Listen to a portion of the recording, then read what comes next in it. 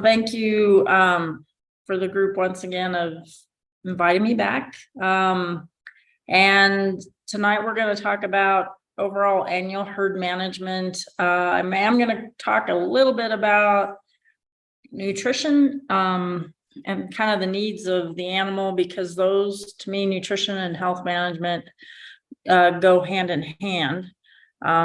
Let's see if I can.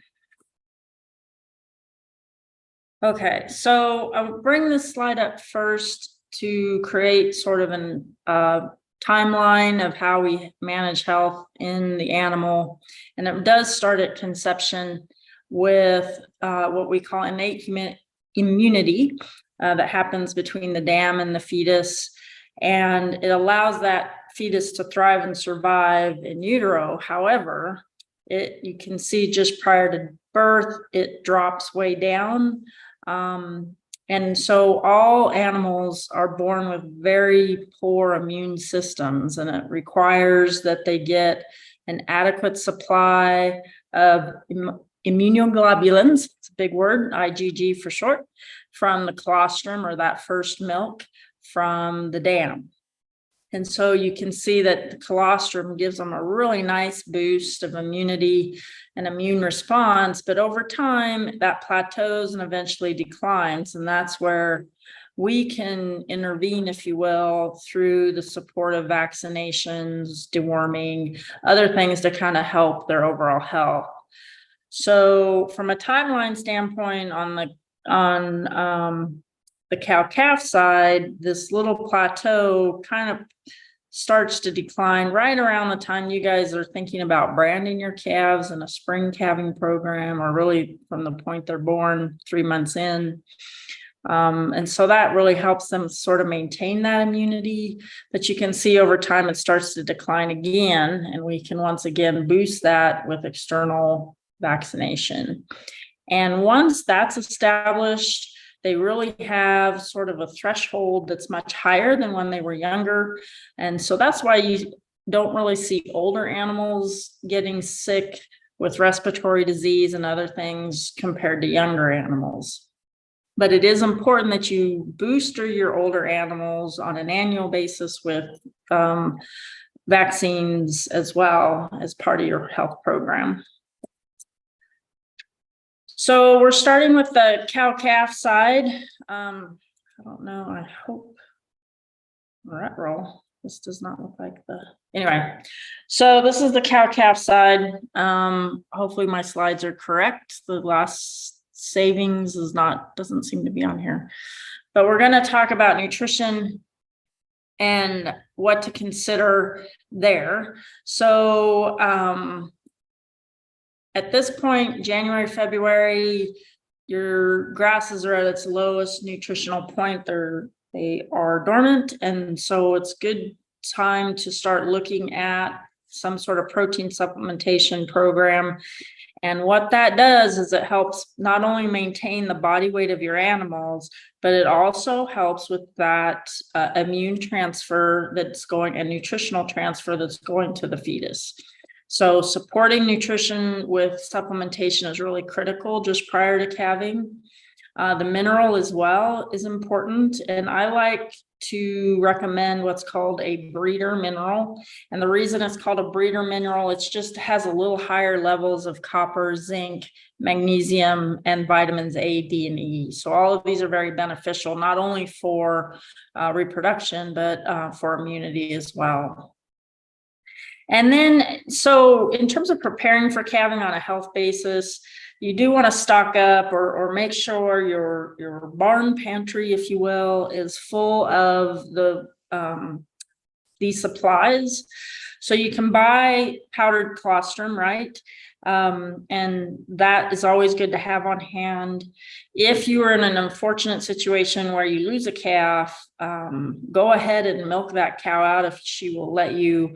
Or this would apply to her too, because this is such a critical component for that young animal. You can freeze that and store it for later when you need it, maybe for another time. But always have a good source of colostrum and electrolytes available to feed that calf or lamb or kid.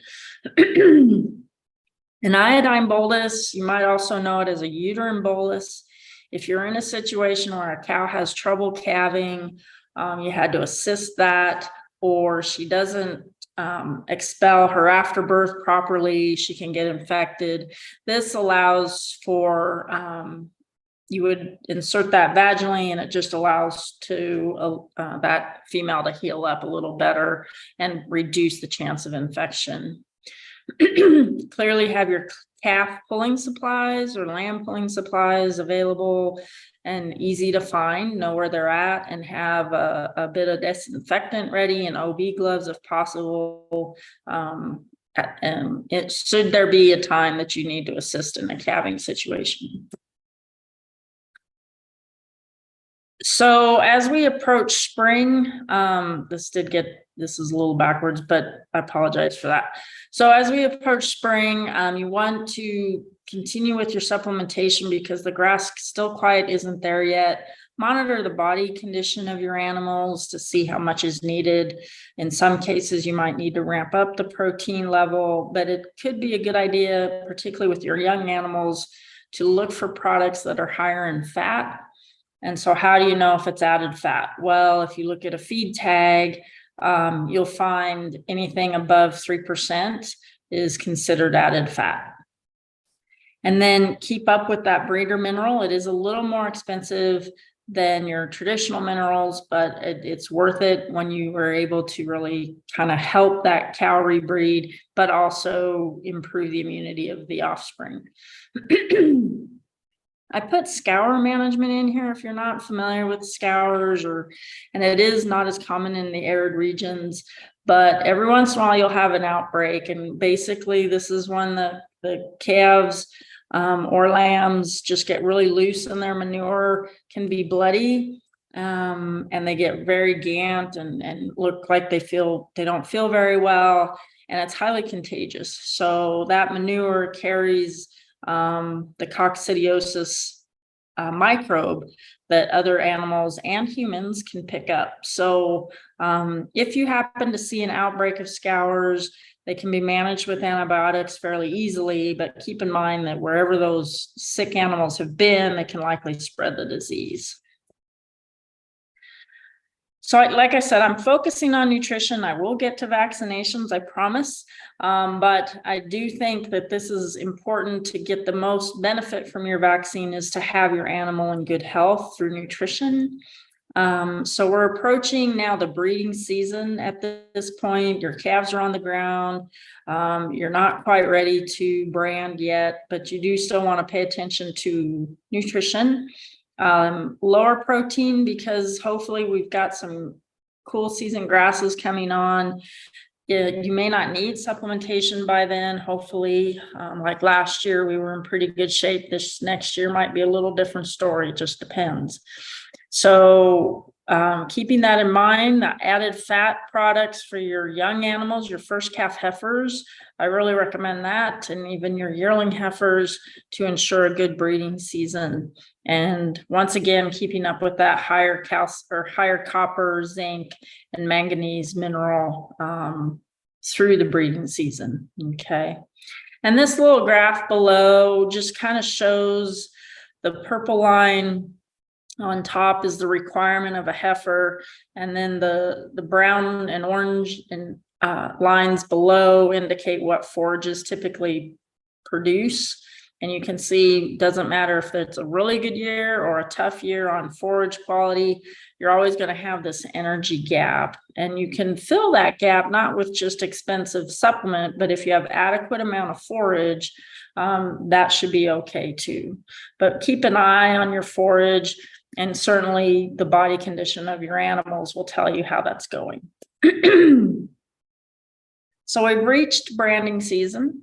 And this is the first opportunity to introduce external immunity to these calves. It's a very important time of year that you do that. But at the same time, this is a very stressful time, not only for your people, but also the animals involved. Because if you think about what branding does with these animals is you're separating mom from baby. They're getting crowded together where they had not been in the past. You might be doing a rope drag situation or through a chute situation. Regardless, that's a lot of pressure on an animal, and it creates a lot of stress. Certainly castrating and dehorning is not pain-free. And so that is another layer for particularly the male calves. And vaccine, and then certainly the heat. And you add all this together, you can really reduce your opportunity for those expensive vaccines that you're using to not be properly utilized by the animal.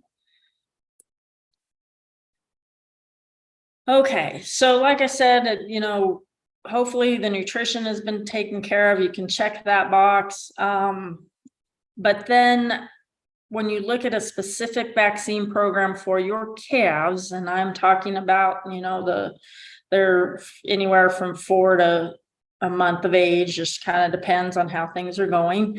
So this is their first introduction to vaccines. And we really strongly recommend, it doesn't have to be this enforced product for respiratory, but we do strongly recommend that you use a modified live or chemically altered vaccine for respiratory disease. And the enforced product is what's called an intranasal, meaning it gets shot up the nose. This seems to work pretty well for calves as their first introduction to a modified live. It does not cover all your diseases, and I'll talk about that in just a second. And then your 7 ways we call clostridials. This is the vaccine that covers a lot of your common bacterial diseases like blackleg and red water, and but it's important, and it's the feedlot guys really prefer to see the addition of protection against somnus, which is another bacterial respiratory disease. So there's several products on the market that you can find that carry the somnus spurs, as I call it. Another thing I recommend too is a tetanus within that group of products. You'll want to worm your animals at this time. I like, porons are certainly more convenient, but the injectables are more effective, and all-encompassing, meaning that covers internal and external worms. And ivermectin is your probably most common in doing that, but doing it in an injectable form ensures the animal is getting adequately covered. And then we also recommend a PI test. This is a persistently infected bovine viral diarrhea test to see if this animal is a carrier of this disease, and that they can spread the disease even though they may not be showing sickness. They have that disease within them, and they are spreading the virus to other animals.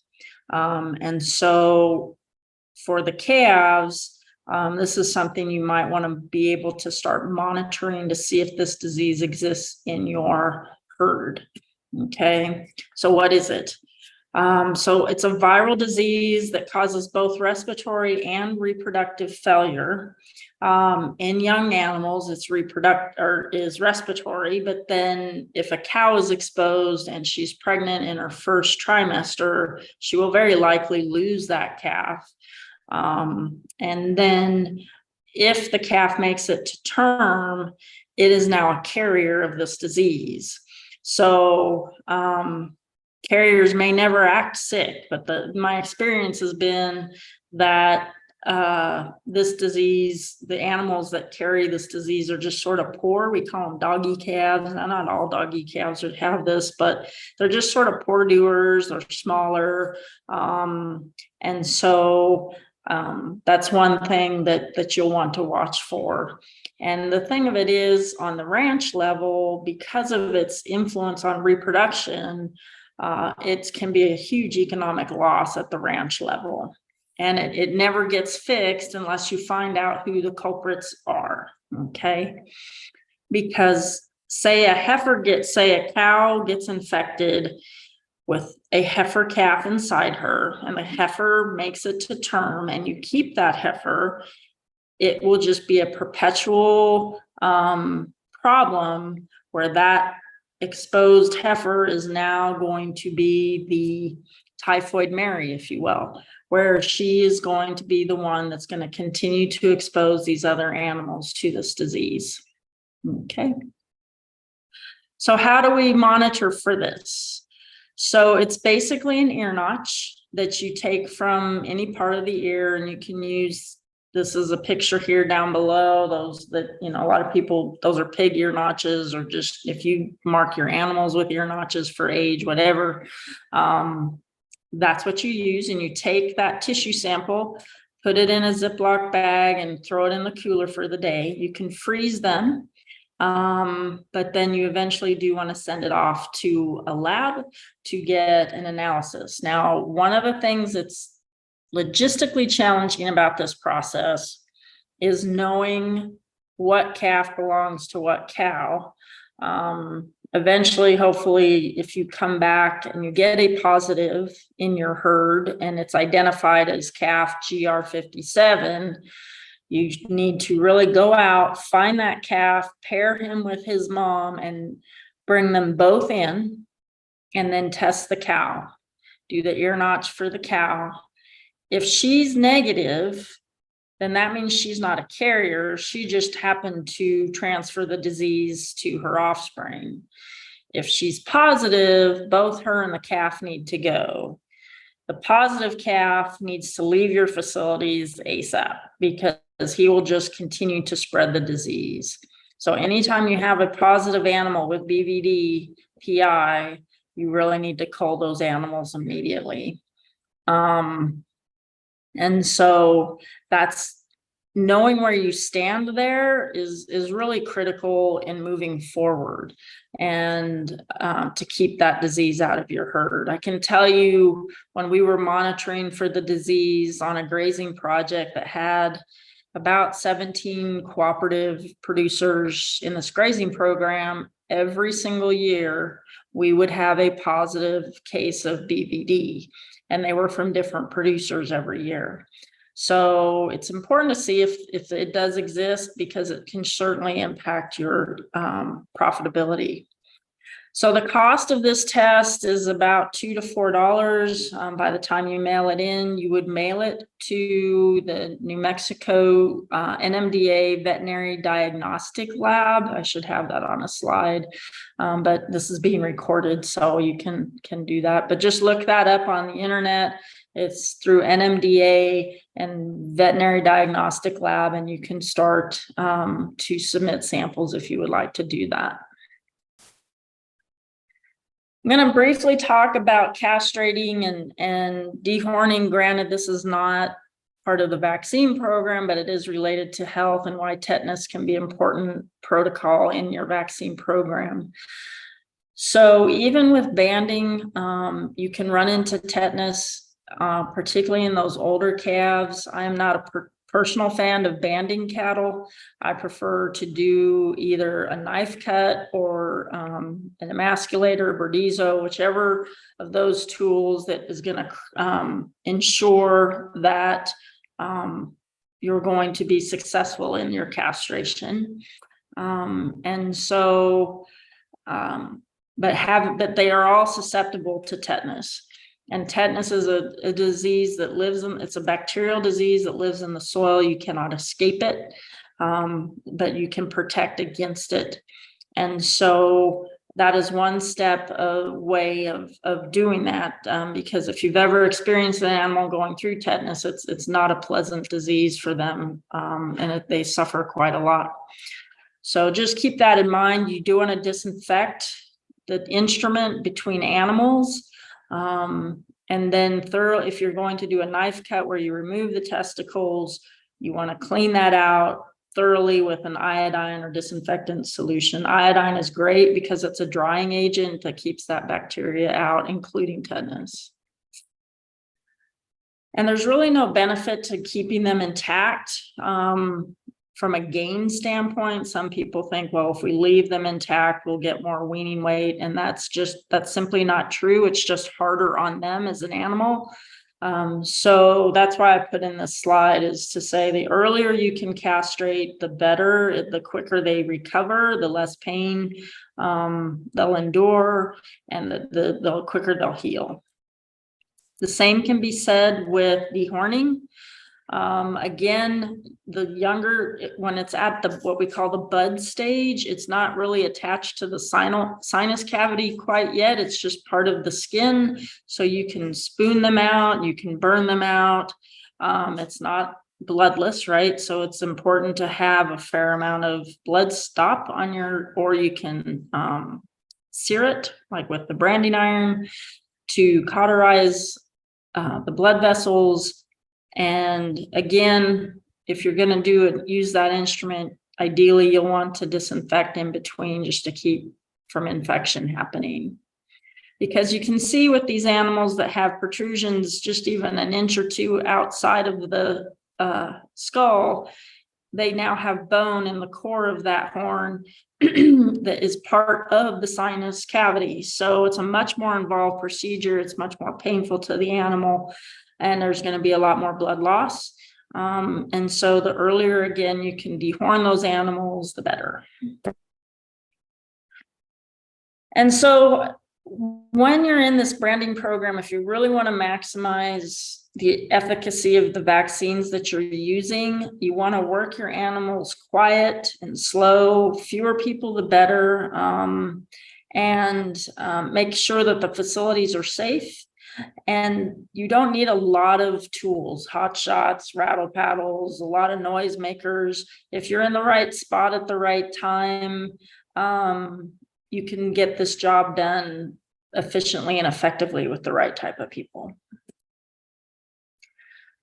So you have the cattle up, right? And so the other opportunity would be to vaccinate your cows at this time. The other opportunity obviously would be in the fall. Either way, you do want to incorporate a vaccine program in your mature cows and your yearling heifers. And so what you would do with these guys is simply provide a booster of the vaccines that you're providing your calves. You would want a viral vaccine and a clostridial vaccine, that 7-8-way product. Now, keep in mind that if you calve year round, or they've been exposed to the bull at some point prior to branding, then you want to make sure that you read your labels very carefully before selecting a product for your cows. This is both in the spring and in the fall, to make sure they're safe for pregnant cows, because there are some vaccines that can actually induce abortion, reproductive failure, reduce conception rates in cows. So be very aware of that in the products that you use, both in the calf and the cow. If the calf is going to go back on the cow, you want to make sure that those modified live products are safe for cows, because even giving the shot to the calf can expose that cow to those viruses that potentially could make her sick. Okay. The 4-bull turnout, really important, really critical, that he's going to be in the chute. So that would be, to me, the best time to vaccinate and worm him. As with the cow, you can use the same vaccines with him as you do them. So yeah, if they're in the chute, it says twice a year. Bulls like to tear stuff up. If you can get them dewormed at least once a year, you're in good shape. But for sure, you want to make sure that they go through a breed soundness exam before turnout, because it's very expensive to turn a bull out that's shooting blanks, if you will, and just eating grass. So you want to ensure, both for trichomoniasis, you want to make sure he's tested for that and he's not going to spread that disease to your cows, and he's also fertile. I have a trick in, trick out, meaning getting tested both in the beginning of the breeding season and again in the fall. Only necessary if you feel like your herd's been exposed to trichomoniasis through a bull that came to visit, or if you are recommended by your vet to do both. Okay. So on your cows and yearlings, again, this can happen at calving, at branding or in the fall. But if you would like to worm your cows, again, the injectable is a better route for us. Personally, we feel like you're going to get a more consistent delivery of the drug. And the ivermectins, of course, cover both internal and external parasites. And the other thing to think about is the reproductive bacterial diseases that also live in the water, leptospecific, and these can cause reproductive failure in your cows. But you can buy a combined vaccine that covers both respiratory and the leptovibrio option. They're usually called 5VL. Something 5VL would indicate that you have a leptovibrio option in that vaccine. I have killed here in parentheses with the star, simply due to the fact that that is an option for you if those cows have been exposed to a modified live with a booster as a calf. You can follow up with a killed product fairly successfully in your cows and yearling heifers for their annual boosters. Same with the bull. Same is true with your bulls. So this is if you get a new animal in, and it goes for cows, if you buy yearling heifers, any new animal that comes to your herd, I would recommend that you do the PI test like you do with your calves, just to make sure you're not going to be introducing a disease into your herd and not know it. Okay. And here I have approximate costs of all of these things per animal. So we move into weaning now. So this would be September through, say, November. And for the calf, this is by far the most stressful time. They are being pulled from mom, and depending on your marketing plan, they're going to get on a truck and leave, or they might go to a separate pasture out of sight of mom. And so this is a stressful time. Whenever stress is increased for whatever reason, whether it be handling, facilities, just separated from mom, heat, all that, it's going to reduce their immune system, and they're going to have some challenges fighting off any disease they might be introduced to. And so this is where the vaccine programs really come into play for these young calves. And it's the best opportunity to go ahead and boost that immunity once again after branding. Okay.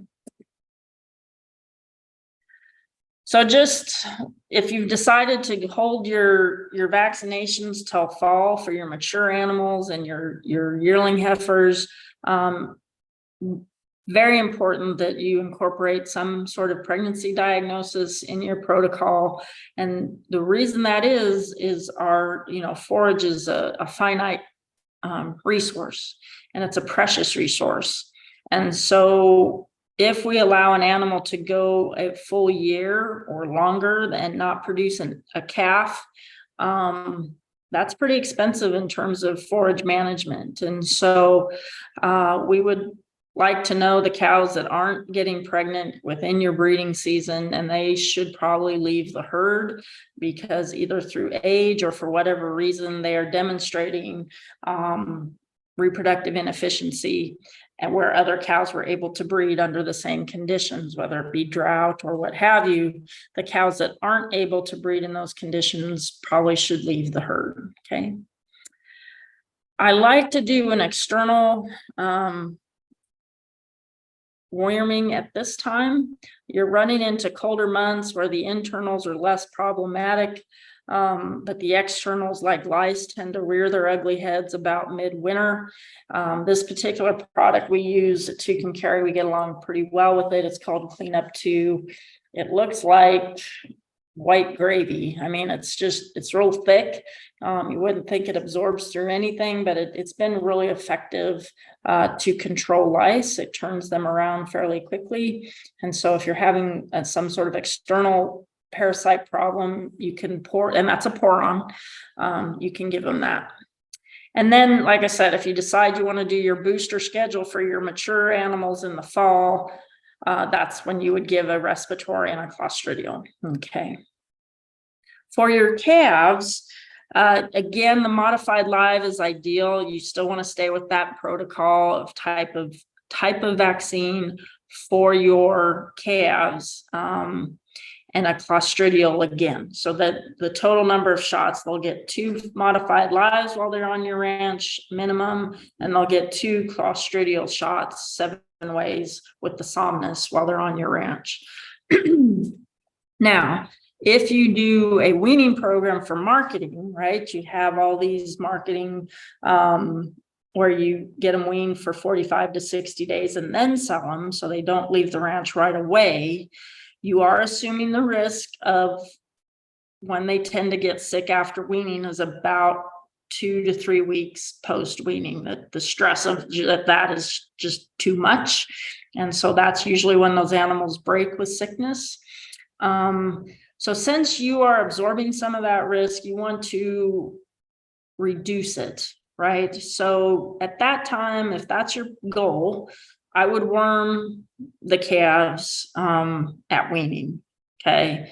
There's no sense in you worming the calves if they're going to get on a truck and leave, because you will not benefit from what a dewormer will do for performance and health. Okay. And typically they're going to get wormed when they go to wherever they're going. So that will save you a little money if you're just going to do what's called strip and ship. But if you are going to keep them, then go ahead and worm them at that time and take advantage of that. And then again, for reducing the risk of sickness and really beefing up the immunity of your calves, you will hit them a 3rd time with a booster of the respiratory that you used at weaning and the clostridial that you used at weaning.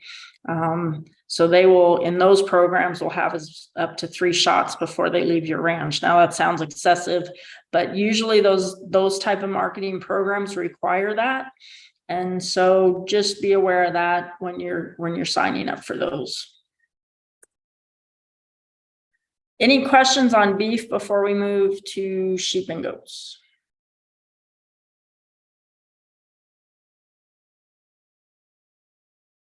Probably no questions. Okay. You can continue. All right. So I will say on the sheep and goat piece, I do have a publication that sort of lines out what I'm going to talk about next. So if you want a little more detail, or if I forget something, you can find some of that in our animal health management calendar for sheep and goats in our extension publications. Okay, so for sheep and goats, it ties into stage of production, similar to cattle, but there's 6 opportunities in the sheep management to work with and do health management in your animals.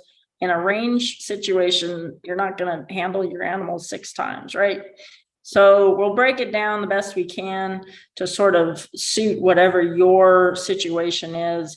But you can see that there is some animal health that can be administered at any one of these time frames. And I'll sort of highlight the more common times that we do some of these things. So this is the calendar as a whole. And from nutrition, for when you're getting ready to turn the rams out, they're seasonal breeders, right? So you're going to just be breeding for a few months prior, say August to September, or maybe probably later. This is pre-breeding, right? You want to increase the nutrition in your ewes and your rams, or your does, with a higher energy. It can be as simple as a little bit of corn if you're in a smaller family flock situation. And what this does is it increases ovulation rates in the ewes, so you have a better chance of getting twins or multiples if you so desire. From a production standpoint, in the lambing or in the sheep side of things, that's a good thing. If the ewes can support two lambs versus one, you're going to get overall more weaning weights, right? So to help her out, you just do what's called flushing, which is a nutritional term to increase energy. 1 pound of corn per head per day kind of thing should be sufficient in that. You can deworm at this time as well, if you're going to be bringing them up or before you turn the rams out. Vaccines, you'll want to give them their reproductive vaccines. Here I have Vibrio, very similar to what we talked about in the cattle, but there's a whole host of reproductive vaccines that you can give. It just kind of depends on what you've had experience with in the past or what your veterinarian recommends, whether these reproductive vaccines are warranted or not. Better safe than sorry. The Leptovibrio shots are fairly inexpensive, so nice insurance policy there. This is rarely done in our state, and I think it's unfortunate that we take this for granted, but whether it be your veterinarian doesn't have the right size probe for small ruminants, but your rams should be tested for fertility just the same way that your bulls are, because for the same reasons, right? You want to ensure optimum reproduction in your ewes. And you can't obtain that if you have 1 or 2 rams doing all the work and the other 3 or 4 are infertile. So that's important to know where you're at with your rams in terms of fertility. And again, you want to visit with a veterinarian, and he or she may be able to refer you to someone that has the equipment to do a BSE for your rams. So breeding, not a lot going on in terms of vaccines and health, but you do want to monitor them for that. And then by January, February, you do want to go ahead prior to lambing, get those ewes ready for that. And on the nutrition side of thing, go ahead and come back with a little more corn. Just rolled corn, can be simple as that. About a ½ pound to a pound a day. And the reason you want to do this is to prevent them from suffering from milk fever, from ketosis, which are 2 metabolic disorders that are fairly common in ewes in particular. When they lamb, they're down and and it's due to nutrition. Okay. You can bring them in prior to lambing, and at that time you would hit them with the enterotoxemia Clostridium vaccine. It's perfringes known as C, D, and T, is very common vaccine for small ruminants. Okay, it's called an 8-way, and it's just 1 shot. At lambing, if you're bringing them in and you're putting them in jugs and you're going to have your hands on them, you can go ahead and do it then as well, and then particularly you'll want to deworm your ewes at that time. And again, if you want to, depending on how they're doing body condition wise, continue with a little bit of grain feeding. But you can deworm there. And I'm going to talk about the wormers that are appropriate for sheep. We're running into some resistance where the parasites kind of figure out these wormers and they become resistant to any type of interaction or intervention. And so we'll talk about that here in a minute. Creep feeding your lambs is optional, but if you're wanting to maximize your weaning weights and give your mom a break or give the dams a break, you can creep feed the lambs through special feeders that only they can get into with a little bit of grain as well. And at weaning, you would go ahead and hit them with dewormer. And then you can also hit them with the enterotoxemia in their first exposure of that vaccine. Post-weaning, see how the ewes are getting along for the summer. You'll want to do a body condition score evaluation before and feed the lambs for market. Is kind of what your options are there. So what are some other options within your vaccine protocol? Again, I really recommend visiting with your local veterinarian or even your neighbors, because whatever's happening from a disease standpoint is usually regional.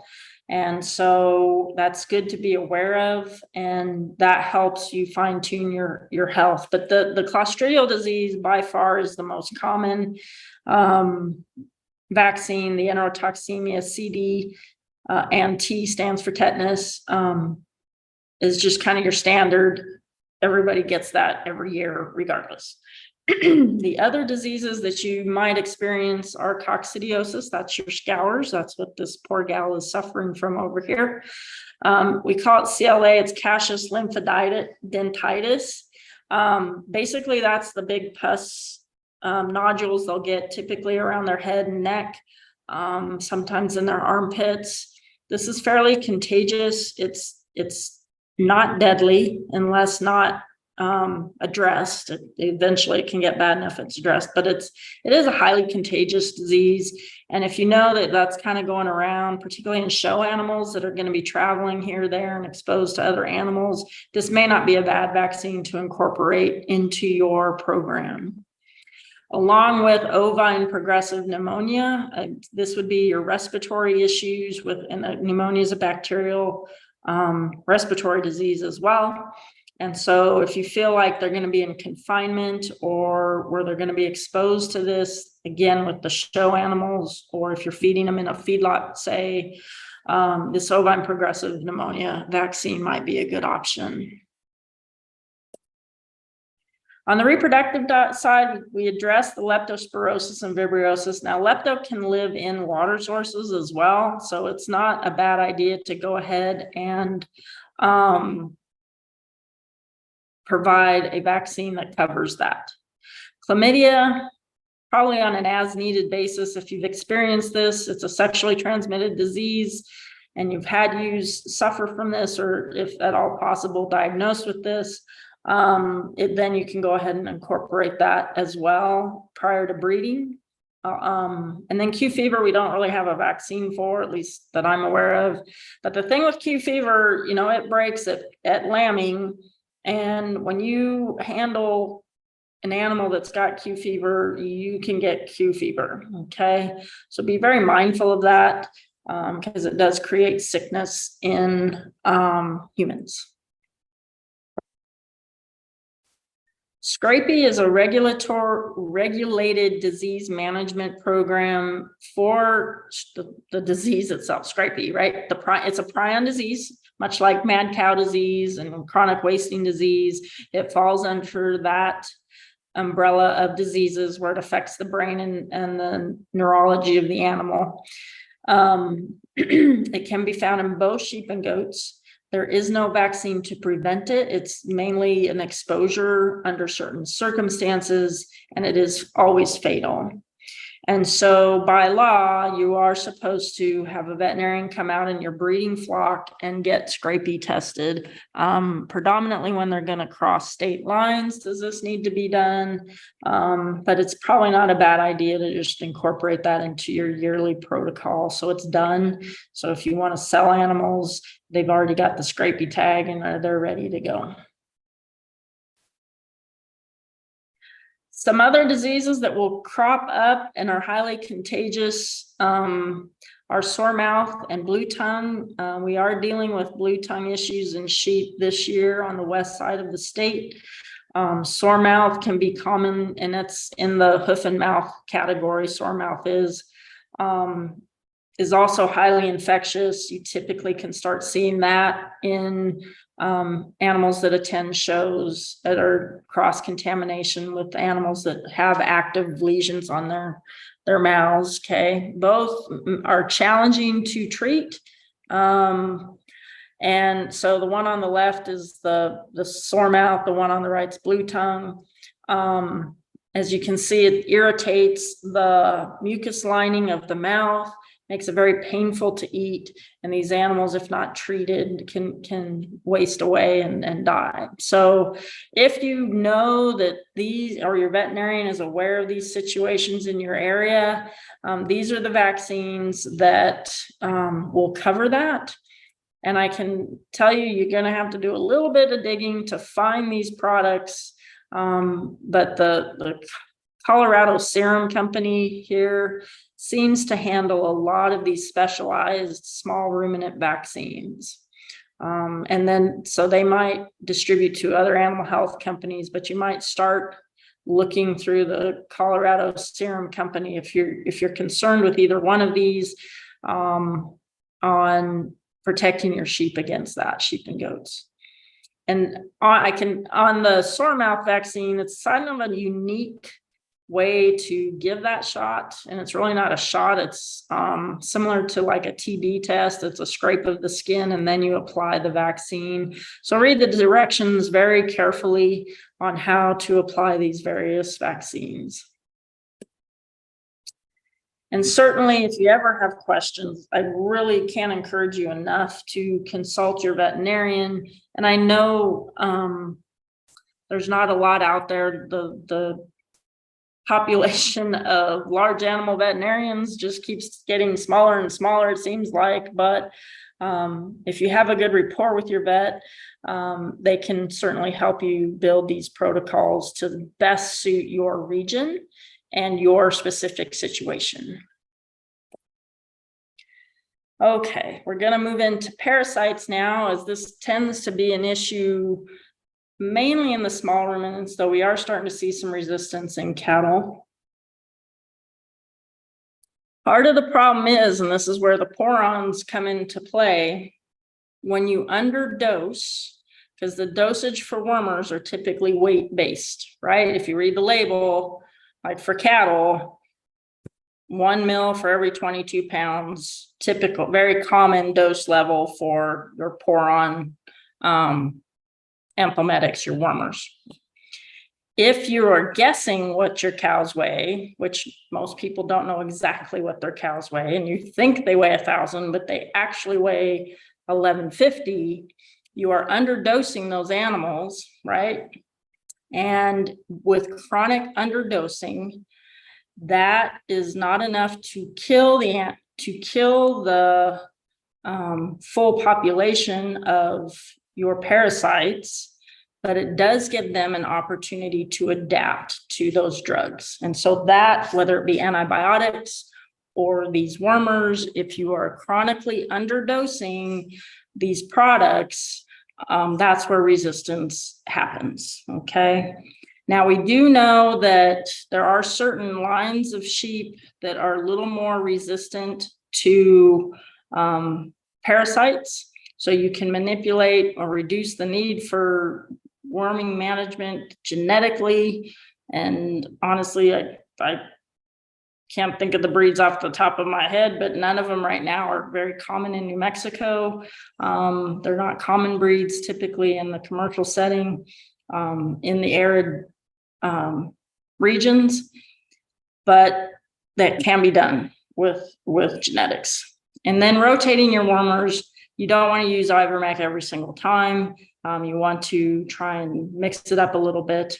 And then for sure, we know these thiabenzadols, your safeguards, really not very effective. They're highly resistant. The bugs have figured out this particular compound and know how to not respond to it.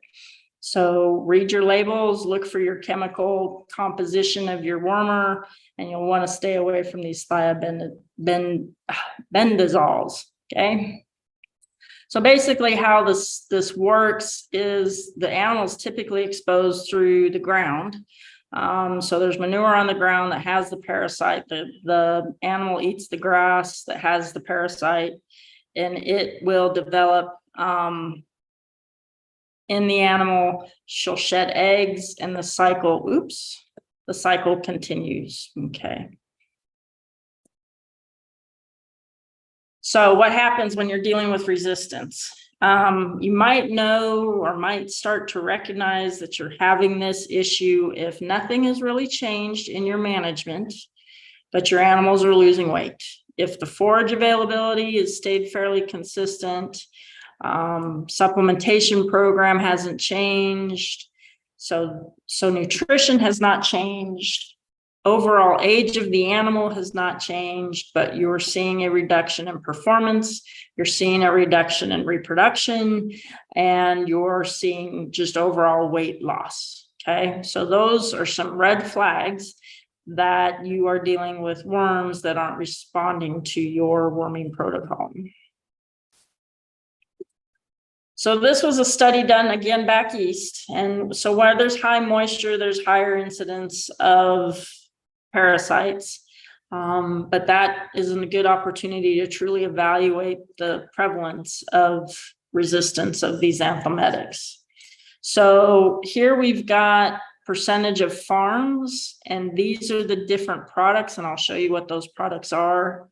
And then one group of farms had sheep, the other group of farms had goats, and the higher the number, the more prevalent the issue was for resistance. And again, 5 out of 5 means there was absolutely no response to the wormer given, so there was high amount of resistance of those products. Okay. And once it's established in a herd against a particular product, you cannot fix that. You just have to abandon the use of those products and try something else, and there's plenty on the market to choose from. So the worst performer in this particular study was, like I said, the Safeguard products. And for Safeguard, it's the fenbendazole. Okay, so you'll want to stay away from that in terms of that specific brand name. Ivermectin, pretty common. A lot of people like it, use it. This is a pour-on product, but it was one of the most poor. About half the farms were showing resistance.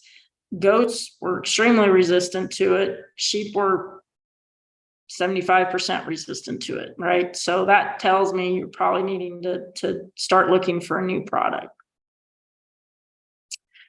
Moxidectin is your Cydectin. Okay, so that's sort of specific to the Cydectin brand name, that drug. There might be generics out there now, but again, about half the farms showed resistant potential, half the sheep showed resistance. Goats responded a little better. So this levinmazole,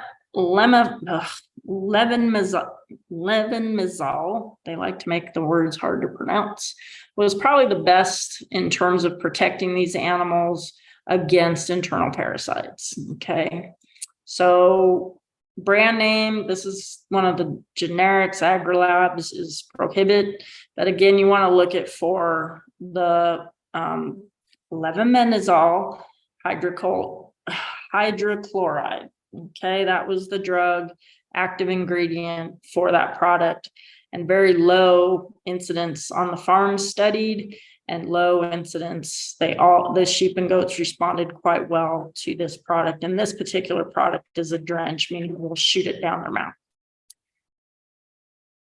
Okay, so just to quickly revisit the schedule for sheep and goats. Prior to kidding and lambing, you can do it, say, during breeding. Give them that CD&T plus the pneumonia shot if you've had issues with that. For lambs, I neglected to mention, when they're born, you want to hit them with a vitamin E and selenium shot. This really does help, particularly in regions that are low in selenium and you've experienced what's called white muscle disease. That is due to selenium deficiency, common in sheep in those regions. So hitting them with vitamin E and selenium really can help that. And then you can go ahead and warm your dams at that time if you like. 30 days in is when you can go ahead and vaccinate. You maybe dock and castrate at that time. You can go ahead, since you have your hands on them, hit them with that CD&T, right? The enterotoxemia. And if say your veterinarian, or if this is something that you feel like you're going to be at risk of being exposed to, you could hit them with the sore mouse and the blue tongue at that time. On the weaning, I should have this here and I apologize. Go ahead and booster those lambs at weaning with the same products you used when you were docking and castrating. Okay. Moving down the year a little bit, for your ewe lambs and your doelings that you're getting ready to breed, 60 days from breeding, you'll hit them with their first exposure to the lepto, vibrio, or chlamydia vaccines, but you'll need to booster that. And so 30 days prior to breeding, you'll go ahead and hit all your breeding stock, including your rams, with the lepto, vibrio, chlamydia combo, your 8-way, the CD&T product, and you can go ahead and worm 30 days prior to be breeding. Okay, so that's another way to do it. You're still putting your hands on these animals quite a little, but you can roll it into normal, as much as you can roll it into normal management time.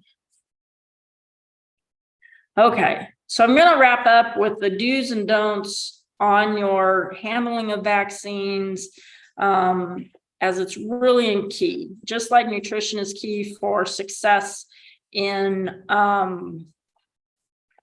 efficacy of those vaccines, handling is super important to maintain the health and efficacy of those vaccines as well. Okay. So when you go to the doctor, sometimes they'll swipe your arm with alcohol swab before they give you a shot. And I've seen people, rightfully so, in their, if you're doing it in humans, it should be okay in animals to wipe a needle or wipe the region with a disinfectant prior to giving the shot. The problem with that is you ultimately, because of the hair and the thicker hide and all that, you are exposing that vaccine to that disinfectant, and you're ultimately going to kill a pretty good chunk of what you are injecting. So you want to stay away from disinfectants at that point. If you are going to, and then don't mix medications, okay? Don't think, well, I just need one vaccine gun for my clostridials and my virals.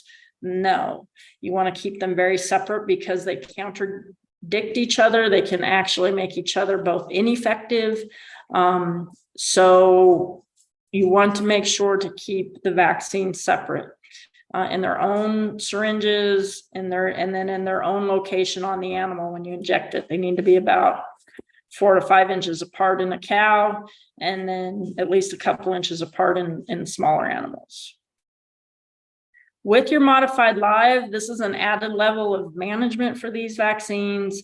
They're very temperature sensitive, light sensitive, and they're not that stable, meaning if you max up all of it in advance and you have vials of vaccine that sit there for over 3 hours, it's not likely going to be as effective as the fresh batch. So make up only what you need to realistically get it done within an hour or 2 hours, okay, when you're working your animals. So have sort of a plan of attack, if you will, on managing those vaccines, mixing those modified lives prior to. And we're all guilty of it. It just gets busy. Everybody gets crazy, and we'll open the cooler, we shut the cooler. We open the cooler, we shut the cooler. Well, every time we do that, we change the temperature of that cooler and we expose those vaccines to light. And these are two things they don't like. So they have come up with new fancy coolers that you can stick your vaccine guns in and keep them out of the light and keep them in the cooler area. And so we've made improvements. They are not cheap though. So just be mindful of keeping that cooler shut in between working animals. Needle management's important as well, because you can introduce a lot of dirt and grime in those needles pretty quickly. You can see on the right this image of a new needle, but even just one use, there starts to be a little barb at the end and some flecks of dirt. And by the 6th time you're dealing with a blunt object, and you know you're dealing with a blunt object because you really have to push hard to get that needle to enter the skin. And that's the time to change the needle, because the calves that get that shot are the ones that get the knot. Or so you don't have to change your needle every time, certainly, but be aware that just even after a few uses, that shot, those needles get pretty dull. And so we want to reduce the chance of them creating a blemish. Okay. When you're in a working like branding or weaning or whatever it is, you want to label which vaccine gun is going to hold which vaccine, just so they don't get mixed up. And so we know that this one is going to be, the one in your one marked this way is your modified lives, the one marked that way is your clostridials. And you want to keep, again, like I said, when you give those shots, some distance between them, ideally on the opposite end, like opposite sides of the neck, but sometimes that's not possible. Size of needle is also something to think about. The higher the number, the lighter or the more narrow the barrel of those needles are. Now, vaccines are pretty liquidy, right? They're not very thick, and most cattle can get away with using an 18 gauge on for vaccines, right? For antibiotics, something that's any thicker than that, you'll want to use a heavier gauge needle, like a 16 gauge, but usually something that, like vaccines, you can get away with those lighter gauge needles if possible. On sheep and goats, it's even lighter still because they're thinner hided, right? And particularly the lambs, you can get as tiny as a 20 gauge and a 1/2 inch for your lambs to penetrate the skin effectively. And it's like a mosquito bite, right? So pretty lightweight needle, but still will be effective in delivering vaccine. And then you really don't need to go much above an 18 gauge in sheep. But again, it depends on the product. If you're giving antibiotic, you still will probably want to stick with a 16 gauge. So we know through beef quality assurance, the target is the neck, below that ligament, above the spinal cord, and in front of the shoulder. That's where you want to give your shots. Even if you're dragging calves, you'll want to give it there. You want to avoid going too high because there's no blood flow really up here in the ligament. It won't absorb that vaccine very well. The shoulders, you're going to increase risk of those blemishes or creating soreness in those shoulders, but it just depends on the equipment you're using and how those animals are being handled. But your ideal is under the skin and in this region right here. And sheep and goats have the same protocol for quality assurance as in the neck. You can go higher in sheep as well, up even behind the ear a little bit. You can go into the brisket area or behind the front leg, but I put different colors here, right? Green is optimum. We really want to avoid, whether it be calves or lambs or goats, to avoid the armpit under the skin, and really even down here, because we want to hit a region that has a lot more blood vessels associated with it, so that drug can get picked up into the bloodstream and be distributed throughout the body and do its job. So under, back behind the head or right here in the shoulder area, in front of the shoulder, just like with the cow, is where you want to give the shots on small ruminants as well. As far as administration, we always want to go with sub-Q or subcutaneous under the skin, just to reduce those lesions that you'll find in the meat that react, those clostridial, the 7 ways, are really reactive in the muscle. So if you give it in the muscle, you will see residuals, you will see blemishes as much as a year later, versus if you were to give those vaccines under the skin. Intranasal, we like, it's not very invasive. It goes up the nose. There's a lot of mucous membranes up there, so it gets absorbed very quickly. Anybody that's familiar with those intranasal vaccines think, well, it just runs right out. How can it possibly be effective? Well, they've designed it. The companies have designed these shots to allow for extremely rapid absorption and waste. So yes, you're probably already losing some vaccine when they snot it back out, but by then it's already absorbed a sufficient amount of the drug to do its job. There are some vaccines that are required to give in the muscle. Just read the labels. And if it says this must be given in the muscle, then go ahead and do so. But again, you want to keep it up in the neck region and just use a longer needle and go deeper to make sure you are in fact in the muscle. And there are also some drugs, Banamine in particular, you are required. It is labeled for in the vein only. And the reason that is because it is extremely reactive in the muscle and under the skin. And so this is something that is a great drug for various anti-inflammatory needs, whether it be respiratory or injury, just any kind of painful ailment an animal might be suffering from, but it is highly recommended that you give it in the vein. So have someone or learn how to give an IV shot, because that's the best way to do that. Interperitoneal means that goes up in here between the hook and pin bones or under the belly here. And sometimes for lambs, you will go ahead and give an interperitoneal shot. It just sort of depends on what you're dealing with, but that's probably the least desirable method, simply because it's not very quick to be absorbed in the body. Okay. So doing sub-Q under the skin, you can do a couple different ways. Those short needles that are like a 1/2 or 3/4, you can just angle typically and be under the skin. But if you really want to ensure that you can do what's called the tenting method, where you pick it up and you poke under the skin. If your syringe has resistance in depositing the vaccine, you're probably in the skin. That happens quite commonly. So then you just need to back out a little bit and try again.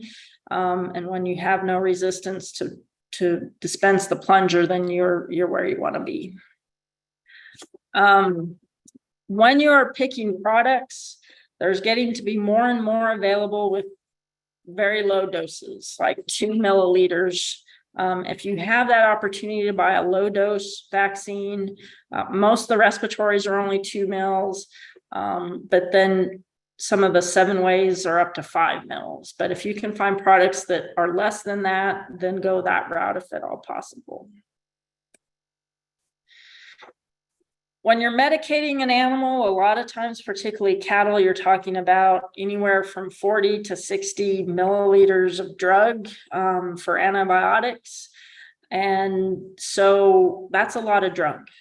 And you want to minimize how much you put in one location, because the body just can't absorb that much in one location. So rule of thumb for cattle is no more than 10 cc's of a product in one area.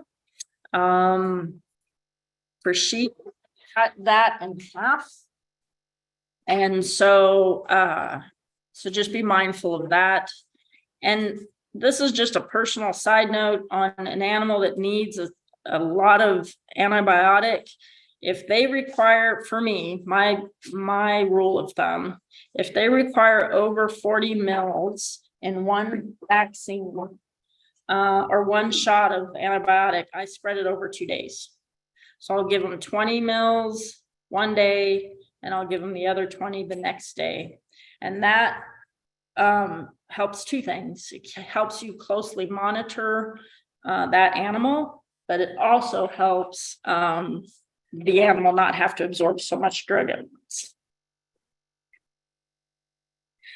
Okay, so finally, I want to kind of wrap up on the modified live and talk about why they're so sensitive. They do require mixing. These are the ones that have the pellet and desiccant in one, and either a sterile solution or some sort of fluid to mix with it.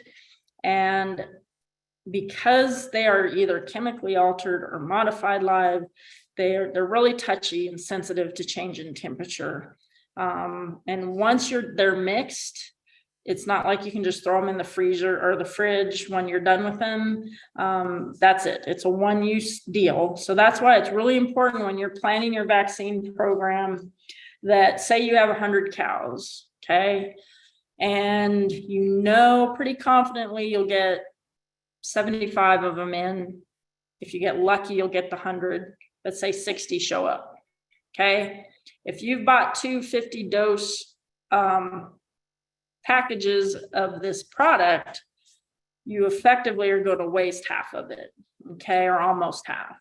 So what I typically recommend people is they do what they are very confident that they can get gathered, that they can get done in a timely fashion within that 2 to 3 hour window, and then buy the smaller dose packages to trickle that out. So use your big dose box, your 50 dose box first, and then see how life goes for you that day, right? Your cows are all in one place, but I would go down to the 10 dose bottles and use them so you're not wasting a lot of drug. Okay, so hopefully that makes sense. And then again, can't stress this enough. Prior to purchasing these products, read the labels carefully and look for safe to give to pregnant animals. Okay, that's really key. There's more and more products available all the time that have fixed this problem, and so there's many that are safe for cows. And if you have a choice between modified live, chemically altered, or killed, I always push for the modified live or chemically altered products. They're just more effective in building an immune response in your animal.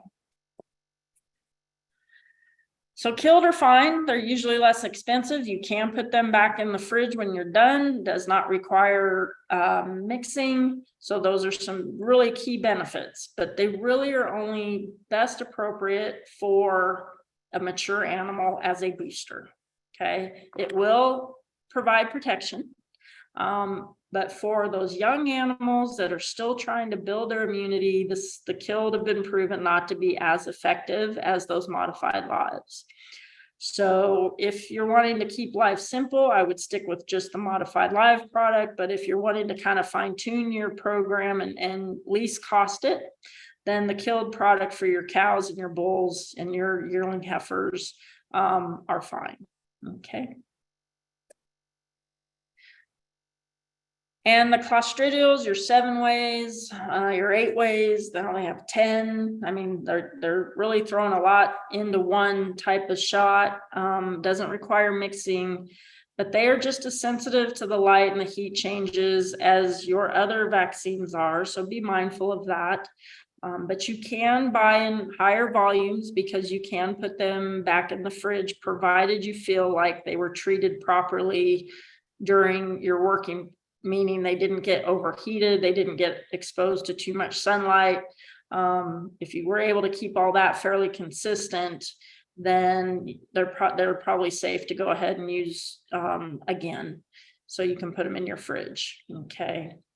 But these products, I'm repeating myself a little bit, but they are fairly reactive in the animal.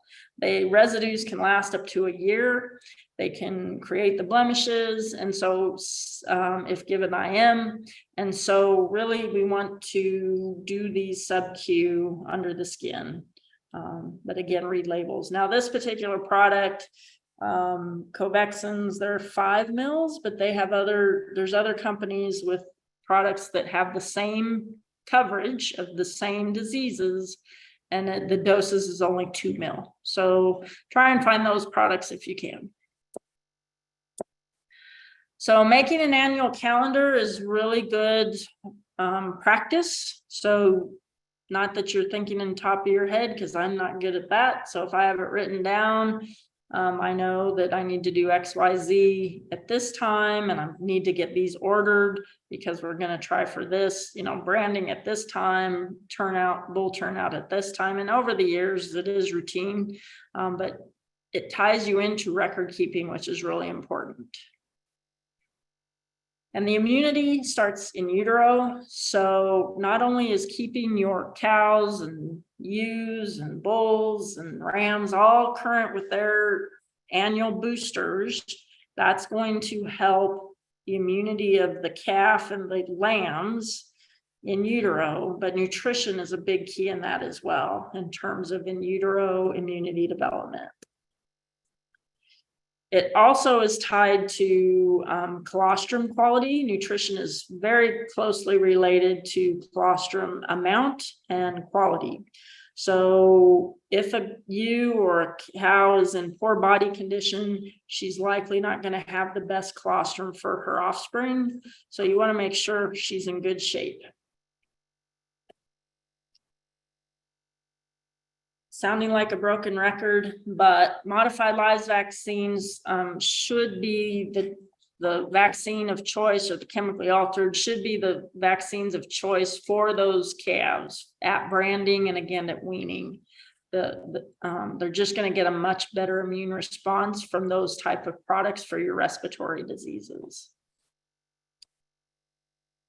And having that booster program in the fall, even if you're in a strip and ship situation, right, you're not going to necessarily benefit by giving those weaning shots. If those calves do better in the feedlot because you've set them up for success, then you should have some added value in those calves, and your buyers will look to want to do business with you, right? Because they know you raise good, healthy cattle. Stress can have a huge impact on a negative way for health. You increase risk of sickness, but on top of that, you reduce vaccine effectiveness. So when you think about branding, that's the first time those animals have been confined. That's the first time those animals have been separated from mom. There's a lot of people, there's a lot of noise, there's pain involved, right? I'm not going to beat around the bush on that. There's a certain amount of pain involved for them. And so all of that can reduce the effectiveness of those vaccines that you pay for. So be mindful of that, work them slow and quiet as you can to really help the vaccines do their work. And then records. I can't stress this enough in an animal health program where you can take notes if something in your schedule got askew for whatever reason, whether family sickness, whatever it is, or you have a failure or you have an outbreak of some sort of disease. If you've kept good records, body condition, all of that, then you can be a detective pretty quickly, and I isolate what's going on in your herd by looking back at your older records to see what has changed, and you could probably isolate the problems pretty quickly, provided you do keep good track of those vaccine times, supplements you've bought, body condition of your cows, weaning weights of your calves, reproductive rates of your cows. These are all clues when things start to go south as to you might have a health issue. Okay, so that was a fire hose worth of information. Again, we do have some resources for you, and I'll take questions in just a second, but I have some thankless advertising I'd like to tell you about, a couple programs to where just to let you aware of them. Where did the one go? Oh, no. We'll bring this one up first. Okay, hopefully you can see this okay. This is a program that we're bringing back to New Mexico that had been out for, the goal is for people to see how their cattle perform in the feedlot and Thank you, Marjorie. We'll take them to Tucumcari Carry where you can get feed efficiency data back on those calves. And then we'll take them to a processing facility and you'll get the carcass data back. Depending on your goal, you can keep the beef or we will help you market it. But basically, this is a program where you enter 3 steers and you'll feed them or you can put them on pasture, feed them a little supplement till March. And we need them to be about 850 pounds. And we will feed them to about 1,300 pounds. And that usually gets us into August, September. And then we'll harvest them. And the ranch, it is a contest, right? So the ranch that has the best performance, economic, feed efficient, carcass traits, there will be awards for all of those things. The other piece of this that I really like is the opportunity to partner with a youth. I'll bring up the flyer for that program here in a second, but we have a youth program that does basically the same thing. These kids will raise a beef and they only have to raise one to 800 pounds at home, 850 pounds, and then we'll bring them to Tucumcari Carry, and then we'll also do a carcass piece as well. And in the interim, they give a speech, they do an advocacy for animal agriculture poster and a video presentation. And then they'll also be taught BQA and some other things along the way. And that is for anybody from 8 to 18. And if you know of someone that would be interested in that, and they may not have access or the ability to keep a steer at their place, that's where this ranch partnership opportunity comes into play. And we would partner with a youth on that. Sign up for both programs will be September 15th. I'm getting the website for the Ranch to Rail contest, hopefully up by next week. And then the website for the youth program, which I'll see if I can bring that flyer up. There it is. Okay.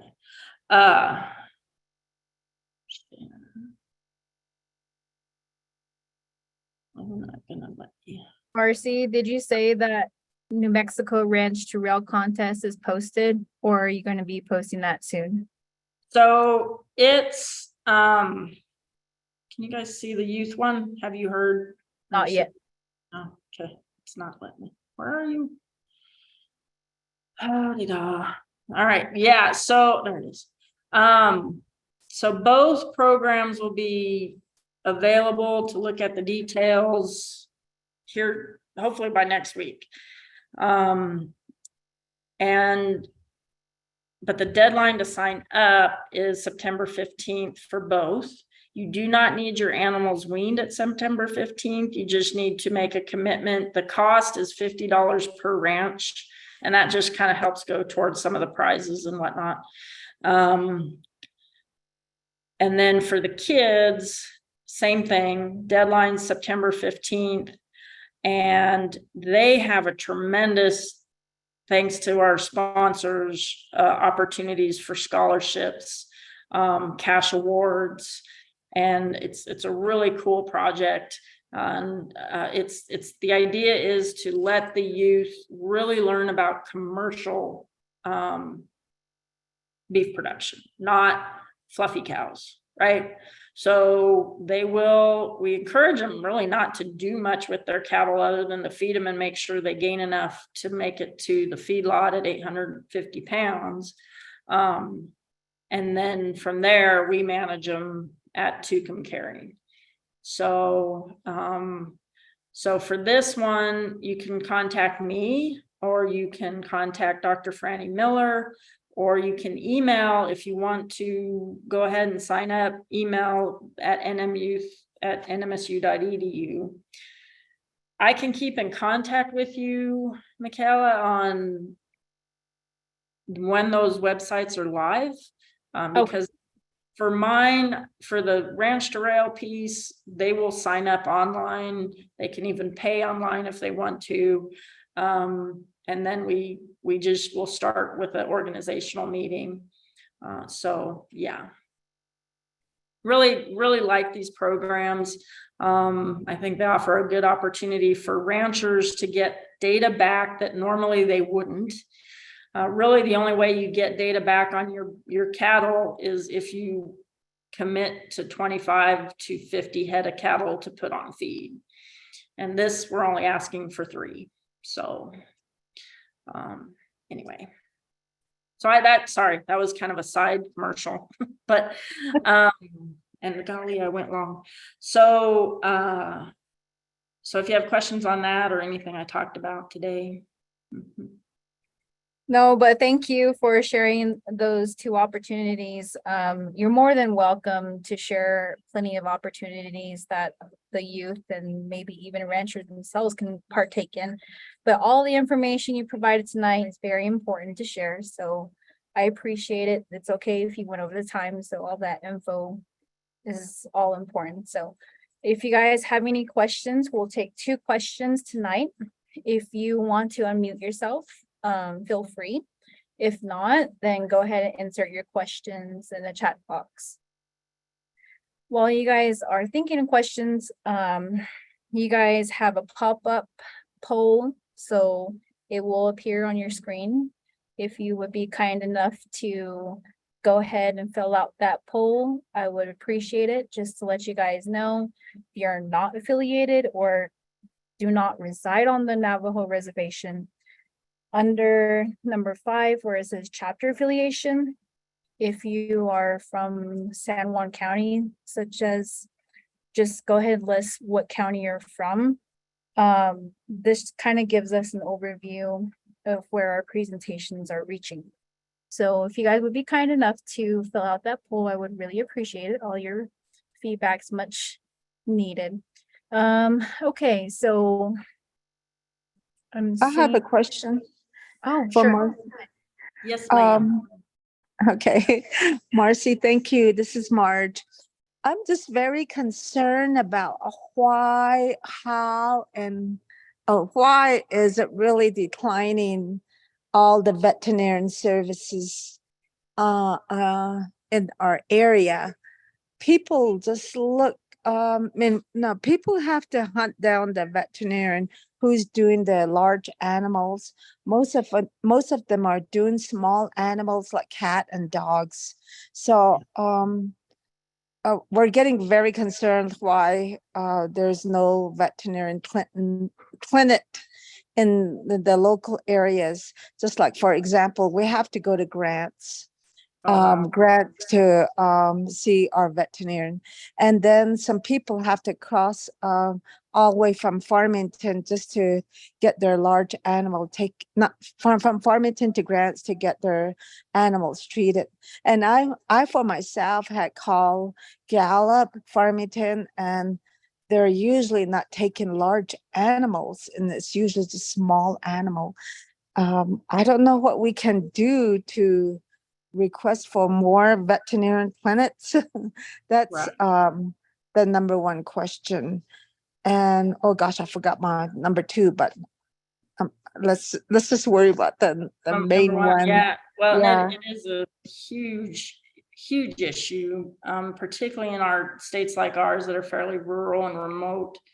Now, the Vacc program that New Mexico State University is a part of, it's for vet students that go through pre-vet here or biology or whatever whatever major sort of fits veterinary medicine. They can go to say Washington State or Texas Tech, or I'm sorry, West Texas, CU or CSU for in-state tuition. So that's the benefit. And then they have to come back, or they're supposed to come back to New Mexico for up to 4 years. The challenge is they end up focusing on small, and they go back to urban areas that have corporate veterinary clinics. where they're paid a salary, where they have benefits, where they work 9 to 5. And it's just hard to compete with that in the rural locations. And then there is a program through USDA that I wish they would put more focus on, is a debt forgiveness for veterinary students, but they are assigned or they are focused on rural communities. And typically those have to be a multi-species, large and small practice. But in talking to Dr. Wenzel, those opportunities are very few and far between, and there's not a lot of funding that goes through that program. And there's a great deal of competition, not just in New Mexico, but all the states, and that we're competing for the same money. And so if they were to expand the USDA debt forgiveness program, I think we would not be in the jam we're in at the moment. But it's not an easy answer. It's really hard to find. We lost a large animal vet to the same thing. He had an opportunity to make a lot more money at a clinic in a more urban area. And he was a tremendous large animal vet. So yeah, it's a challenge that I don't know what the right answer is. There's a lot of kids that want to be veterinarians, but hard to get them into those rural locations. Okay, thank you. Maybe it just needs to enter the political field to allocate more funds for local veterinarian clinic. I don't know. Yeah, I'm oh, just 100%, thinking. because Yeah. the large animal vets that are out there are absolutely overwhelmed. So Yeah. so Okay. Sounds like yeah, that's just the way it sounds. That's what they were saying as well. Well, thank you, Marcy. well, sure, it's good to visit. I was actually gonna call you. I'll email you later, Marjorie. I got a question for you. Okay. Thanks, Marge, for that question. Yeah, like what she mentioned, there are a big need for large animal vets here on the reservation. So far, we only have small. And yeah, it's true. I mean, becoming a vet's generally expensive between tuition costs, room and board, textbook, transportation. And I'm sure there's other more that could factor into it. So, but that program you were talking about, Marcy, if that's something that you want to share as well, like what I'm said before, if it's impacting the youth and everything, we can share that information on our website as well, if that's something that can be done. Okay. You Yeah. can't, I'm not sure where the witchy program is on the website, under the NMSU, but I'm sure I can look for it, but, I'll ask John Wenzel. He's on the board for New Mexico. right, So he would have all the information on that. okay. Oh, maybe I remember that question. Okay, Marcy, this is that ranch to rail. Rail to ranch, or what was it? Anyhow, you mentioned that we pay $50 for each calf steer or one of the beef. And then they get processed. Okay, what do we get back? Do we just donate that, or do we get some incentive, or do we sell it? So how it works right now, so it's $50 per ranch. Okay, so it's not per animal, but it's per ranch. And then it's up to the producer to cover the cost to get them. And I have the rules all lined up, but the producer will fund raising those animals to finish, right? To get them to 1,300 pounds. And then after that, you have an option. And option would be, if you want to keep the beef or want to just keep a beef, you're welcome to do that. And then I would be working on a way to just get them sold as beef, and you would get the proceeds of that, okay? Is how that would work. So you would have the flexibility to market however you wanted to. They're gonna go through a USDA plant. So if you wanted to, prior to taking them to harvest, sell them and get the money that way, you can. Or you can get the product back and sell the packaged beef to people. Or you just send them down the line and we'll put them through the commercial food chain. So there's going to be some marketing options at the end. Payment would be in, like I said, September. It wouldn't happen until then that you get your money back. So that's a challenge with retaining ownership, but at least you'll get data back as well. So.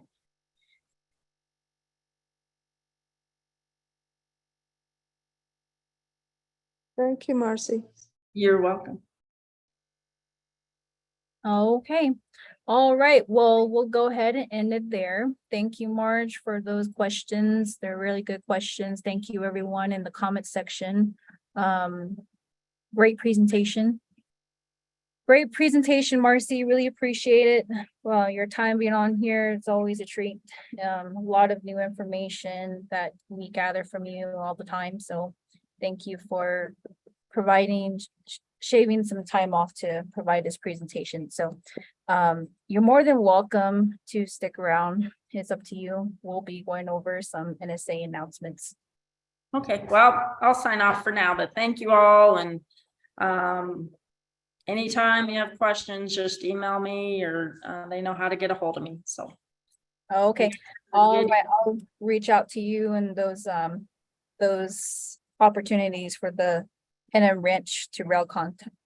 Okay. Contests and the other one that you just talked about as well. The youth one. Okay, great. All Sounds right. good. Thank All right, you. have a good evening. We'll talk to you later. Okay, well, thank you everyone for those of you that are still sticking around. Just to let you guys know that next week we will have a presentation on plant pollinators. So this will be on August 24th, like all of our webinars, they start at 5:30. This will be presented by Dr. King. She is the NMSU entomology specialist, so she'll be providing this presentation. I do not have a flyer for you guys, but it will be coming up soon and it will be located on our website. And just to let you guys know, we do have a conservation planning program. If you guys are interested or know that someone is interested in wanting to develop their CP, regardless if it's rangeland or farmland, let them know that we do this free of charge. And we do these conservation planning assistance in both Eastern and Northern Navajo agencies. So if you guys want to request a workshop, request one-on-one tech assistance, informational presentation for your chapter or wherever, who's ever is requesting it, email us at nsaproject@nmsu.edu. And just to let you guys know that we're in collaborative effort with Dene College on this. So they're going to be basically inputting their information too. So we collaborate with them as far as workshops, and they provide a lot of great information from soil, looking up the web soil survey on the NRCS platform, and they'll show producers on how to use that web soil service website. I'm losing my words tonight, but sorry about that. Moving on to NRCS project website. We do have an active website. If you guys want to head over to nsa.nmsu.edu, and all of our information will be on there from our upcoming events, our Meet the Team, and our conservation planning program, our upcoming events, and our websites webinars and workshops, newsletters, and a directory for the USDA programs. And here's our contact information. You need to get a hold of us. So if you guys can see this, this is our main platform. If you head over to nsa.nmsu.edu, it'll lead you directly to this page here. So in the home page, it will give you an overview of who we are as a project. You also have a scroll down here on our Facebook page. Follow us at Navajo Sustainable Agriculture Project. We share a lot of our upcoming events there, a lot. Our Meet the Team, you'll see all of our team members on there, from our project director, our coordinators on here as well, and our technicians. And so their information is on there as well.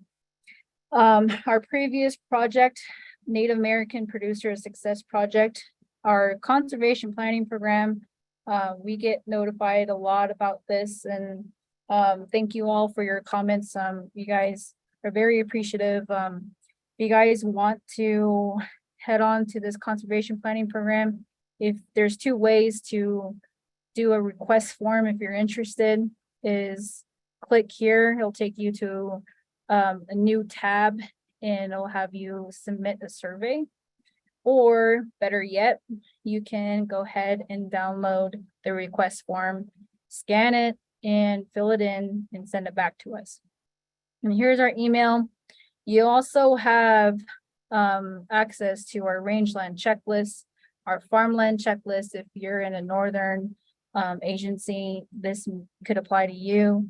And here's our Dene College Land Grant Office templates. So they have a conservation template here for you, and there's also a guide. So they're very helpful. They have it both in farm and rangeland.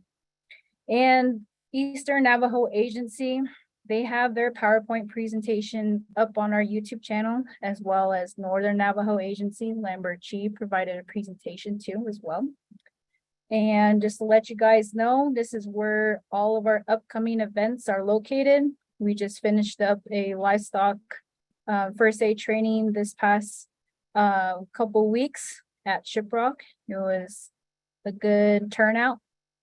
We had drip irrigation, a lot of great information in that presentation that Israel has provided. So if you have missed that, don't worry, because it's already posted on our YouTube channel. It's a great information. And lastly, with our developing a livestock vaccine program that was presented by Marcy. And all of our information, as far as what our presenter shares, we do post them under our webinars and workshops. And this is all the webinars that have been hosted this year. So if there's something that's on here that you have missed, such as equine deworming, his PowerPoint slides, presenter's PowerPoint slides are on there, and web reporting. So all of these presentations have their webinar reporting. So if you just click on it, it'll take you directly to that presentation. Bull breeding and soundness exam and trick testing, that's a good information. Mini hoop house startup, those guys, any of you are interested, feel free to look into her presentation as well. Spring vegetable gardening right here. A lot of our presenters share their publications that they have worked so hard on. So they always are more than welcome to share their publications with us, including Dr. King. She'll be on here next week, and she provides a lot of great information as well. And if those of you that are crop growers and you're not sure how to identify certain bugs, she provided great information. So there's a bug guide that she had provided that she uses specifically. And she also put it as a recommendation. If the bug guide is not your way of wanting to identify and want to get more in depth, then you can go ahead and send that species to the NMSU Plant Diagnostic Clinic. And here's the website she provided. So a lot of great information, you guys. So all you need to do is head over to our website under webinars and workshops, And all this information is here for you, especially with our 2022 workshops. All the information is there for you, from poultry management to how to set up a drip irrigation, to our drought monitoring series, our conservation planning webinars. And lastly, you have access directly to our YouTube channel. So that's that. And our newsletters, this is basically all of our previous newsletters. Our latest update is April. We'll be coming out with July and August. June should be up there as well. If you want to subscribe to our newsletters, hit that button right there where it says subscribe in red, and I'll take you directly to a new tab as well. Here, our USDA programs directory. All of you guys have access to the latest. There's farm programs, farm loans, management, state operations, contact information are all updated. So if you need to get in contact with either the McKinley County or San Juan County, their information is right there, as well as Cibola County. You also have NRCS and Conservation Services. Their information is posted as well, especially the programs that a lot of producers apply for is the EQIP project, agriculture management assistance, and conservation planning, and more. So all their website, all on their website for more information. Here is their contact information from Gallup, Crown Point, Grants, and Aztec. Other than that, we still have risk management and rural development. I just wanted to give you guys an overview. I know you guys were requesting that, so if this is helpful, give us a thumbs up and comment in the section or in your polls that there's a, if you guys enjoy this, share your comments. So really appreciate everyone for tuning in tonight. Hope you guys have a good rest of your evening, and thank you for joining us. Appreciate it.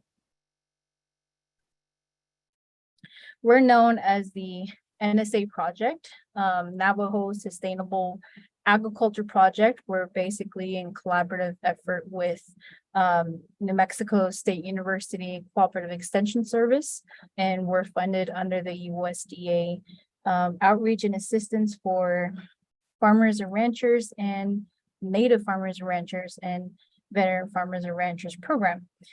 And we also collaborate with our main two project partners, which is the Maine College Land Grant Office in COPE. If you guys are not familiar with COPE, that stands for Community Outreach and Patient Empowerment.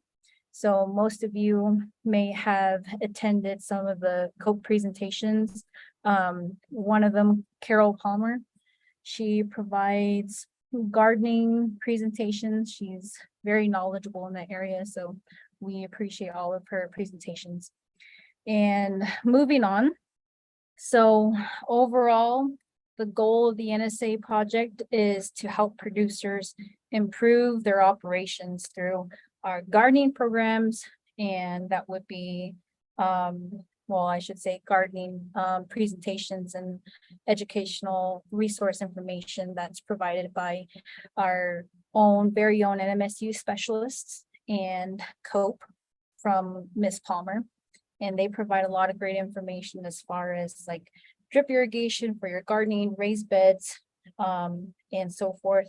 And as far as livestock presentation goes, such as tonight, it's going to be all about vaccine and deworming type of programs, health programs that you can implement in your livestock management. So that is also presented by our New Mexico State University specialist as well. And then as far as like increasing our producers' knowledge in USDA programs, most of you know the main ones, the NRCS and Farm Service Agency. So we have done some presentations with them previously this month and last month. So if you have not visited those webinars previously, they're recorded. So if you go to our YouTube page, you'll find their information from there. So we had presentations from the San Juan County and McKinley County provide their own local programs and what producers can apply for locally. Lastly, increase the local production and consumption of fresh fruits and vegetables and healthy foods by Navajo families and individuals through our gardening programs.